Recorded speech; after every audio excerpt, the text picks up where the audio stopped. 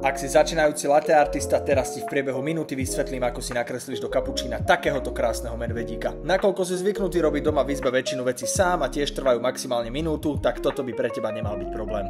Ako barista vieš určite nakresliť do kávy srdiečko, tak tu nakreslíš dve takéto nedokončené srdiečka. Ak sa bavíme o nedokončovaní vecí, mala by to byť tvoja parketa.